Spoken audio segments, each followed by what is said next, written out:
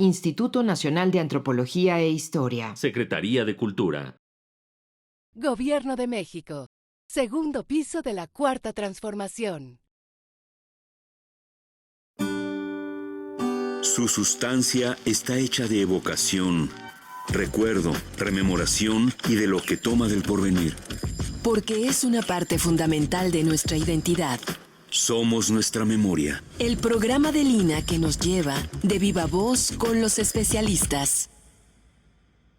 Mi estimado doctor Talavera y doctor Manzanilla, para cerrar el programa de hoy. Talavera, en el programa anterior nos hiciste un comentario que me gustaría retomar. ¿Qué aporta el hallazgo de una mazorca de maíz? ¿Qué aporta el conocimiento de esto que se ha señalado el hombre como el centro de interés? ¿Cómo lo ves tú? Es una cuestión ahora sí bien interesante, ya que sería, como lo comentó el doctor Lauro, una cuestión única, pues, ¿no? O sea, y no nomás de México, sino de todo Sudamérica. Y con lo que nos acaba de comentar el doctor Flores, pues todo eso, ¿no? Nos redunda en que no nomás en otros sitios como Puebla o Tlaxcala o Oaxaca o Tamaulipas se dio el origen del maíz, ¿no? Sino también aquí en el centro de México. Y es una cuestión ahora sí primordial, ¿no? Y fundamental para poder hablar de qué pasó, lo que sucedió aquí en el centro de México. Y obviamente con relación al esqueleto, ¿no? O sea que el esqueleto está un poco más temprano. Vuelvo a repetir, eso hay que fecharlo, ¿no? Para tener ahora sí un contexto exacto, porque ahora con lo que acaba de decir el doctor Flores, pues sí, esos cambios, ¿no? O sea, cómo fue que este individuo que no, por el momento es el único, porque es el primero que se encuentra en contextos de entierro, ¿no? Pero debe de haber más, ¿no? Y eso es lo importante de esto y de esta plática y de que nos hayan invitado aquí a Radio INA, de plantearlo, de que lo vean y lograr poder tener un proyecto de investigación en esta área, por volverlo a estudiar, como lo menciona, acaba de mencionar el doctor Flores.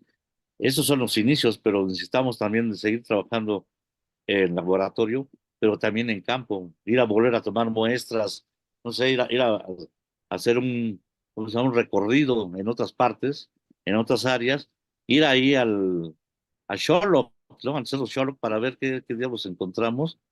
Y eso sería bien interesante. Ya no es a ver qué encontramos, sino ir a buscar a otros únicos, ¿no?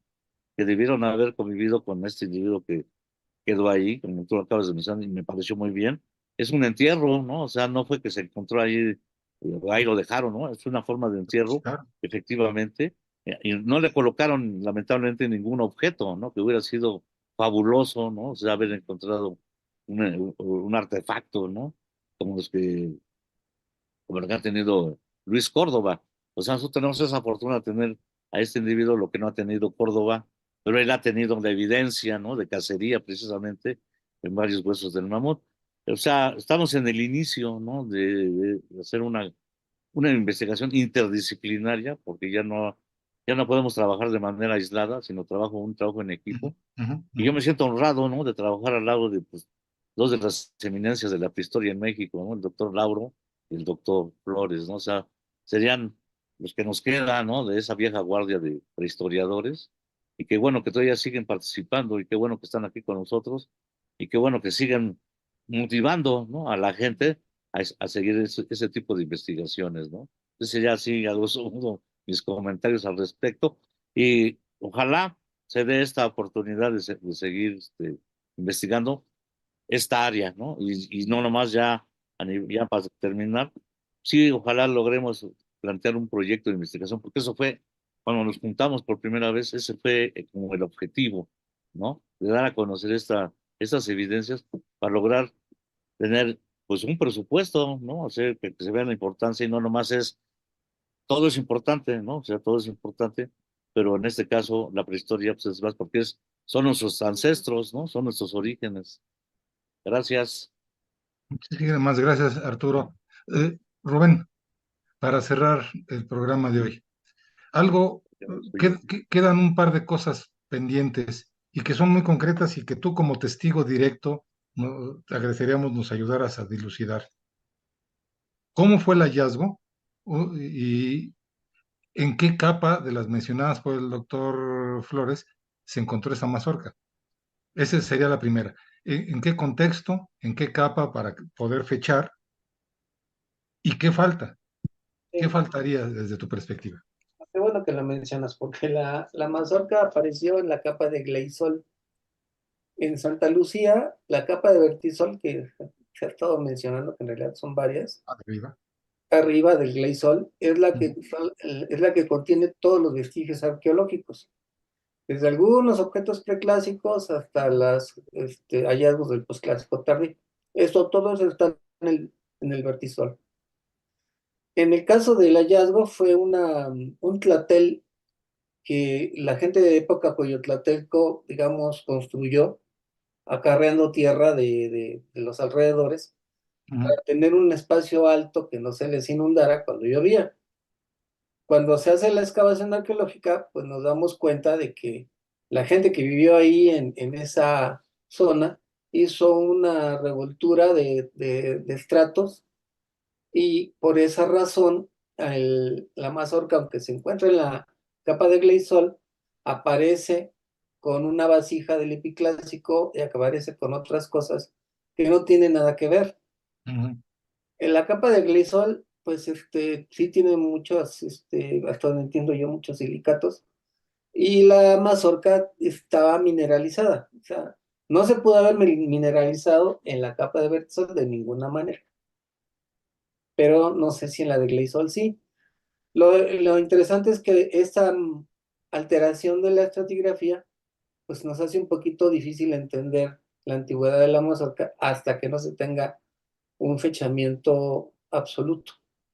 Lo que decía el doctor Flores del piso, no, yo no lo decía, lo decía el arqueólogo de Kiwa, que él decía que ese era un piso, pero no, era una intrusión hacia las capas de pantano de la misma gente de la Aldea Cuyatlateco, donde se hizo la excavación y donde se encontró la mazorca, repito, en el Gleisol.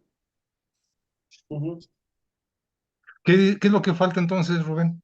¿Hacia Pues dónde falta va? lo que han estado diciendo los compañeros, o sea, estos hallazgos ponen a Santa Lucía en el estudio de la presencia de los primeros pobladores en la cuenca de México. No lo dijo Arturo, pero él nos los ha dicho muchas veces.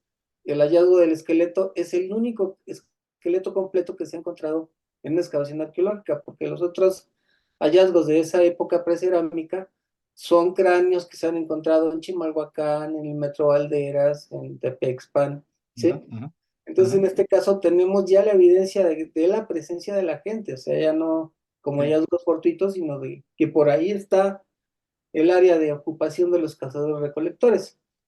Y en el caso de la mazorca, pues estamos viendo pues, cuando empezó el cultivo del maíz en el noroeste de la Cuenca de México, por decir algo, ¿no?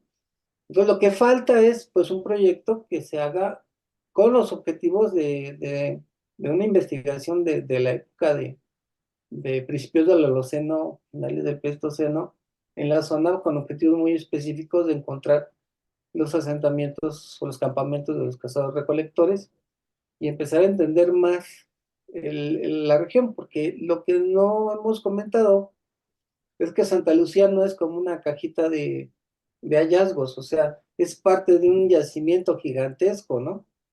Sí. Apenas ayer me acaban de mandar datos unos amigos de que en los años 60, ahí donde está la termoeléctrica de Chiconautla, pues también encontraron mamuts a flor de superficie en Superficie. los años 60, ¿no? Ujú. Y bueno, alrededor de Santa Lucía hay muchos sitios de hallazgos de paleofauna, incluso en un kiosco en un pueblo que se llama Los Reyes, hay un mamut en el kiosco pintado porque ahí se han hecho los hallazgos. Entonces es como empezar a armar el rompecabezas, pero no ya partiendo del hallazgo fortuito, sino ya un proyecto que tenga objetivos muy concretos de fechamiento, de entender patrón de asentamiento de estos grupos, bueno, como vean cómo se movían, ver su interacción con la paleofauna y empezar a entender qué fue lo que pasó en esta parte de la Cuenca de México y quizás entender lo que pasó en las orillas de todo el sistema de lagos de la cuenca en el Pleistoceno tardío y Holoceno temprano. Muchísimas gracias. Y voy cerrando esta emisión de la serie Somos Nuestra Memoria, diciendo que ojalá compartamos esta idea que yo la tomo como ejemplificante, como eh, un, una forma de acercarnos a toda la sociedad, no nada más la mexicana, sino a nivel internacional, para que puedan percibir a partir de dos características muy señaladas que tenemos ahora con el doctor Rubén Manzanilla López, el doctor Lauro González Quintero, la maestra Patricia Dolores Cáceres Rodríguez, el doctor Antonio Flores Díaz, el doctor Jorge Arturo Talavera González, que son ejemplos del quehacer de investigación en México, que es a partir de pequeñas evidencias, de pequeños fragmentos que son nuestro patrimonio, les quieren dar a conocer a toda la sociedad a nivel mundial algo tan fundamental como es cómo ha vivido el ser humano, por qué ha dejado de vivir, cuáles son los factores que llevan a que se pueda dar o no se pueda dar algo, y es a partir de fragmentos, a partir de aprovechar esas oportunidades. Esa es una de las grandes características que a mí, en lo personal, y que me gustaría compartir con los escuchas, me queda con esta presentación. Y la otra es, a partir, un momento, doctor Lauro, y a partir de una investigación que algunos podrían decir, como lo que nos ha dicho el doctor Manzanilla, algo fortuito, pero no, es algo totalmente pensado. El proyecto del doctor Manzanilla tiene una trascendencia, un peso original, que se suponía que se iban a encontrar unas cosas en una cantidad, sí, pero que se encontraban más, eso es un hecho, que es, como buenos investigadores, la ciencia no se cierra. A partir de estas preguntas que se han venido resolviendo, se generan nuevas preguntas. Esas es las dos ideas que me gustaría que se subrayaran en esa presentación. Doctor Lauro, adelante. Sí, a mí me gustaría destacar el efecto que ha tenido la arqueología latinoamericana, la influencia de Estados Unidos para considerar a la cultura globis como la cultura madre del continente americano. Eso, pues en la actualidad ya está ampliamente superado. En la revista Science de 2010, ya hace más de una década en que apareció el, el, el, el acta de función de esa teoría, de manera que de esa hipótesis, hoy en el este de Estados Unidos hay sitios que tienen una antigüedad probada de 25,000 años. En el oeste de Estados Unidos hay también el lago Mannix, que también tiene una antigüedad enorme, y hay otros sitios. De manera que ha sido perniciosa para la arqueología en América. Yo recuerdo, por ejemplo, el trabajo inicial del profesor José Luis Lorenzo en Tepexpan, tratando de ver el problema cronológico que finalmente no se pudo resolver, pero él durante mucho tiempo no aceptaba, y además están publicaciones de que el hombre de Tepexpan tenía cuando mucho 5,000 o 7,000 años de antigüedad. Entonces, verdaderamente un aspecto ideológico que privó a la arqueología de tener el, la amplitud para resolver sus propios problemas. Inclusive las únicas herramientas que se han encontrado eh, eh, asociadas con mamuts en la época eh, anterior, pues son derivados de Clovis, Scott Bluff, puntas de Scott Bluff, por ejemplo, que es lo que han encontrado. ¿Este padre Quino de dónde salió? ¿Era alemán? ¿Era austriaco, italiano, español, peruano? ¿Que nos puedes decir algo sobre la vida del padre Quino? Porque es muy recordado, tiene una gran profundidad y tiene un nombre en nuestro país. Entonces, por esa razón, sería importante. Los conceptos que te diría son reducción y misión, porque congregación, digamos, es un concepto común, digamos, que se puede entender. Yo congrego, integro gente, pero ¿qué es reducir? Suena muy fuerte, es como minimizar, por un lado, y lo otro, pues una misión es algo que yo tengo que realizar, tengo que llegar a una meta. Entonces, si nos puedes decir de forma breve qué es esto de las misiones y qué es esto de las reducciones, y pues te comento, estamos llegando así a la mitad del programa. Le comento a nuestros radioescuchas, a nuestros seguidores, que contamos con la presencia del maestro Júpiter Martínez Ramírez, investigador del INA, del Instituto Nacional de Antropología e Historia. Él está en Sonora y el tema es el Padre Quino, Arqueología e Historia de una misión de vida. ¿Qué es esto de misión? ¿Qué es reducción? ¿Qué es congregación? ¿Y de dónde vino el Padre Quino? Por favor, Júpiter. Sí, las misiones son misiones evangelizadoras. O sea, se trata de llegar y promover la palabra de Dios a nivel cristiano y católico.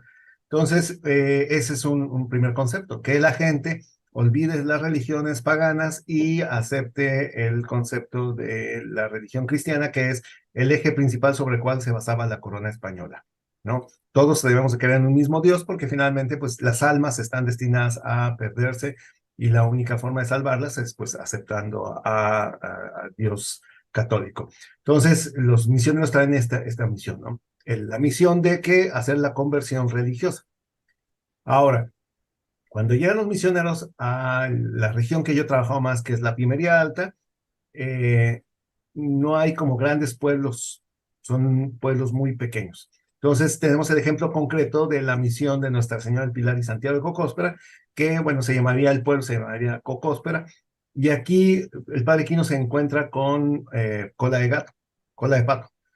Entonces, Cola de Pato vive en una ranchería. Una ranchería, estamos hablando de un pueblo donde habrá unas 4 o 5 casas. Es decir, Perdóname, ¿cola de pato? sí, así se llamaba el cacique, Cola de Pato. Entonces, Cola de Pato tendría en su casa, en su pueblo, digamos, en su mesa, una mesita donde seguramente haber tenido 5 casas y ahí debe haber vivido su esposa, sus hijos y su hermana y su papá, y estamos hablando de una familia muy nuclear. Ahora, los primos vivían en la mesita de enfrente y en la mesita de enfrente habría unas 2, 3 casas. Y lo que encontramos arqueológicamente es que del otro lado del río hay otras mesas y en cada mesa hay 2, 3 casas. Quiere decir que una población que vivía en un valle vivía dividida por familias nucleares a lo largo de pequeñas mesas y casitas de manera muy dispersa. Entonces, no habría un punto de reunión para alguna fiesta en específica cuando juntaran a la gente. Si nosotros a nivel arqueológico encontramos en una de las mesas, por ejemplo, una casa que medía 8 por 10 con unos 40 metrates alrededor. Esto significa que tal vez en alguna de las fiestas toda la gente iba y se juntaba en esta casa y había una ceremonia donde todo el mundo pues habría una unión por un momento temporal en una festividad, pero se acaba la festividad y cada quien se iba a su casa, entonces todo el mundo vivía en estas rancherías de manera muy dispersa. Entonces cuando llega el padre Quino con Cola de Pato, pues lo que encuentra es Cola de Pato y 8 personas, que para hacer un proceso de misionación, ahora sí, de conversión a la religión, pues no te sirve. Lo que tienes que decir es decirle a Cola de Pato, ¿sabes qué? Vas a ir por tu primo y por tu tío y por el amigo fulano y todos hay que vivir en un solo pueblo. Entonces la gente evidentemente al principio pues está muy rejega, pero hay que recordar que tenemos el problema de la resistencia con los grupos apaches. Entonces lo que ofrecen son soluciones, decir, bueno, a ver, tú ven y vamos a hacer un solo pueblo. Y en este solo pueblo, aquí va a haber comida, aquí va a haber alimentos, aquí te va a dar caballos, te va a dar el apoyo del ejército, para que cuando vengan los apaches tú tienes un sistema de organización en el cual puedes sobrevivir y perdurar si te juntas conmigo y empiezas a promover esta nueva forma de vida. Entonces, esto es lo que permite al reducir de muchos rancheritas, muchas casitas, a un solo pueblo concentrado.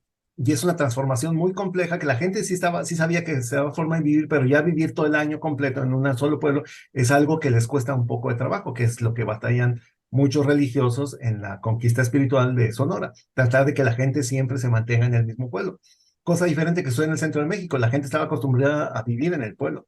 No era de que yo vivo aquí y en el verano me voy a las montañas y en el otoño me voy a cazar a los ríos. No, aquí en el centro de México era la gente donde vive, es donde nacemos, los pueblos.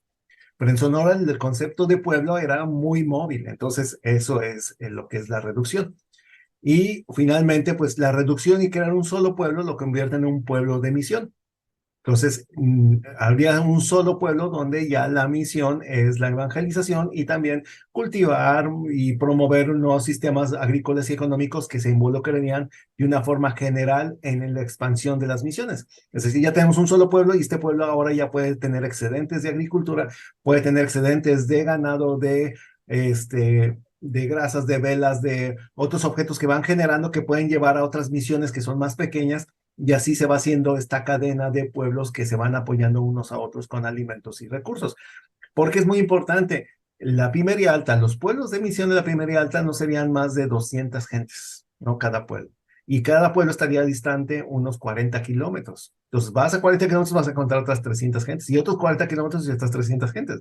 Entonces, estamos hablando de una densidad poblacional muy baja. Entonces también eso se vuelve muy difícil, pero a la vez también se vuelve sencillo en términos de las relaciones personales, porque mismo Quino lo narra. Cuando llega, de repente vienen unos caciques asiles que ellos también quieren que sean evangelizados y bautizados. En realidad ellos quieren meterse al sistema económico de la supervivencia.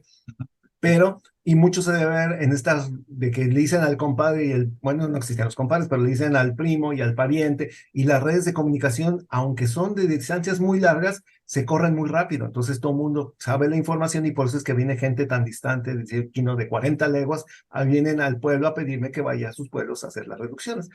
Porque esta dinámica de pueblos pequeños también son pueblos muy comunicativos y por lo tanto pues hay mucha información y eso es algo que tiene que ver mucho la habilidad del padre Quino. El padre Quino que, pues te comentaba, es de origen, pues eso es una de las, actualmente se considera como italiano de Trento, pero cuando Quino vivía en Trento no existía, no era parte de Italia, sino era un territorio del medio entre Italia y Alemania, de las montañas de los Alpes, y pero pues finalmente él, cuando tiene una enfermedad muy grande, pues dice, bueno, si me curo me voy a volver volver religioso, y por eso se va con San Francisco, adquiere el nombre de Francisco, Eusebio Francisco Quino, por eso adquiere lo de Francisco Javier, y decide unirse con los jesuitas, y él pues quiere ir a China, y va y se ofrece a ir a China, y cuando pues va la posibilidad, pues termina llegando a México, y en México pues lo mandan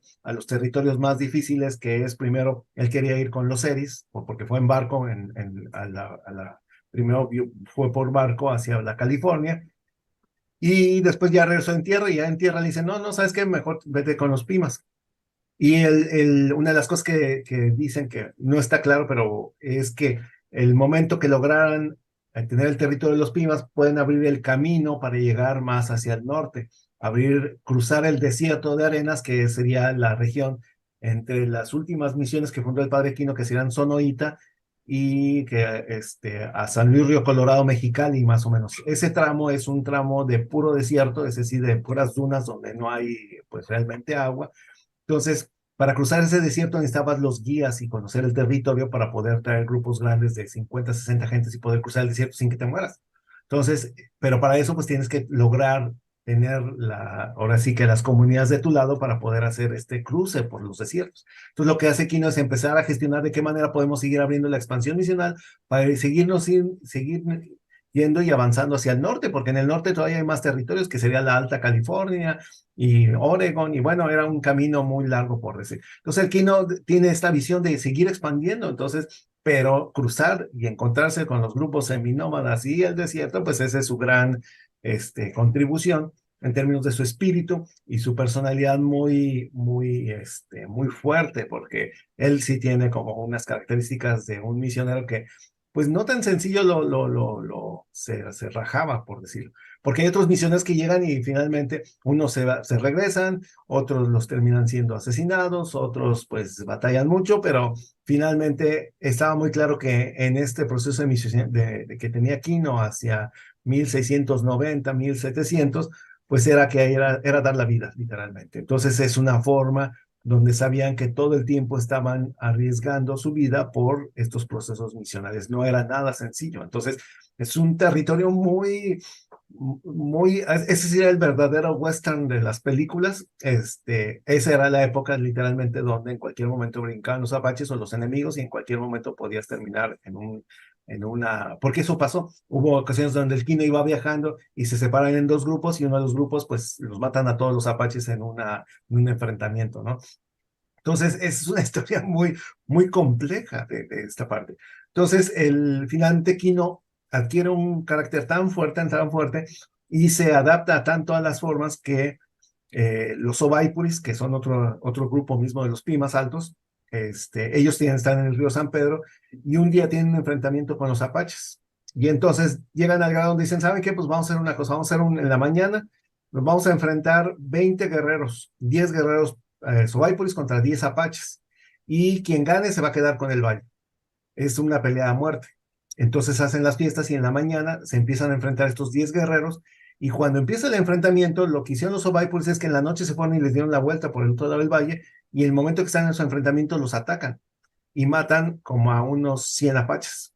100 apaches, estoy hablando de mujeres, hombres, niños, bebés y todo. Y van y le avisan a Quino, ¿sabes qué? Matamos a todos los apaches. Y entonces cuando Quino le avisan, él narra, dice, pues fue tanta felicidad de haber matado tantos estos personas que tocamos todas las campanas de la primería alta festejando, y de hecho regresamos al campo de batalla y levantamos entre los muertos pues trofeos de este triunfo glorioso que él le dio a los Sobaipuris. Y ahí dice, pues hay muertos, y hay bebés, y hay mujeres, y hay niños, todos muertos, apaches, que como no tienen alma, no importa. Entonces agarramos los triunfos y celebramos esta justa y este triunfo. Entonces, esto nos habla de un territorio muy complejo, ¿no?